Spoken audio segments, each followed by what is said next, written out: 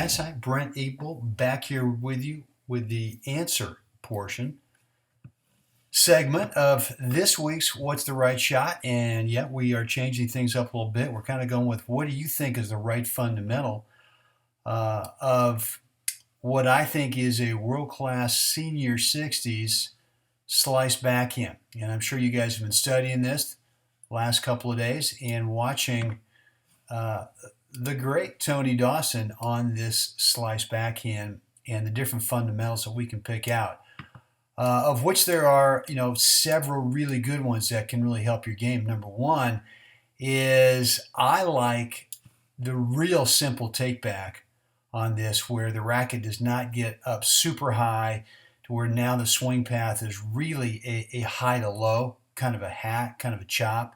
This is much more of kind of a forward swing. Even though the racket does go down, it ends up kind of going forward. So first thing that we could look at here is this right here, a relatively low prep, which allows you to kind of set up directly behind the ball and then swing out with the finish up high towards the target. That's another great fundamental. The one I really want you to look at here is after the serve. This is obviously not a serve and volley. He's ended up inside the court, and now he's kind of scooting back.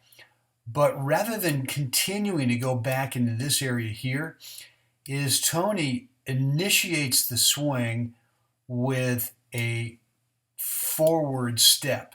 And this is what I want you to work on next, few times you're out in the court. Make sure that you're initiating your swing on the slice by stepping forward, stepping across. Right, we're not going to hit an open stance on this. We're going to go ahead and step across and step forward to initiate that swing. So that's what I'm training on this week, is that forward step. And lots of times I see players react to, and we can't even see where this ball bounces. Here you're just about to come into the screen, right? It is right there.